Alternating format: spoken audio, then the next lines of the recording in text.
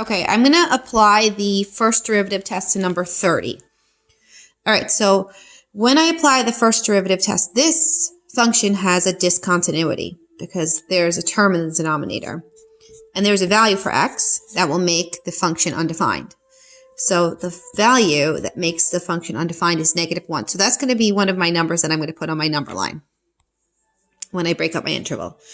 All right, so to find the first derivative, I'm going to pull up that x plus 1 by giving it a -1 exponent. All right, derivative of the first guy is 1. Derivative of the second guy, -1 drops down. X plus 1, subtract 1 from the exponent.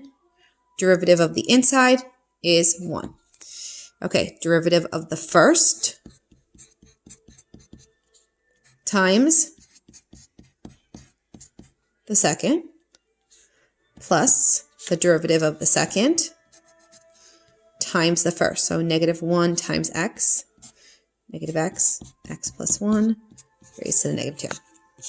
All right, now I'm going to pull that x plus 1 back down because I need this to be one fraction because it's easier for me to solve that way. So I'm also going to pull that x plus 1 to the second down. All right, now I need a common denominator. This has 2 x plus 1s. This has 1 x plus 1. So I need to tack on another x plus 1 on the bottom and the top to make a common denominator. So my derivative is, on the top I have x plus 1 plus a -x. The x's cross off. So on the top I have just 1. And on the bottom I have x plus 1 squared. All right. Now I'm going to set my derivative equal to 0. All right, put this guy over 1. 0 times this quantity is 0. 1 times 1 is 1. Now this is not a true statement, which means that there are no critical values.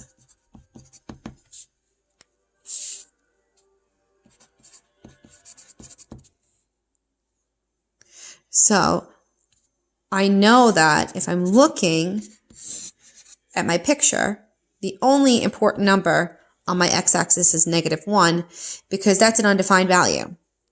Now, because that's an undefined value, I cannot get a relative minimum or maximum at this point.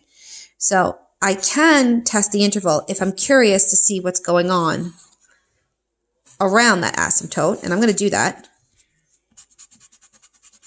So I'm going to test -2.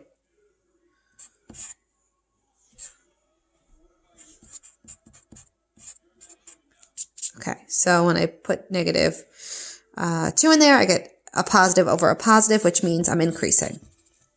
All right, I'm going to put 0. Positive over a positive, which means I'm increasing. So around the asymptote of -1, I'm going to be increasing on both sides of the asymptote. But I'm not going to have a minimum or a maximum, a relative minimum or maximum, because when I solved for my critical values, it didn't work. I got no solution. So for your answer for here would be no relative min or max.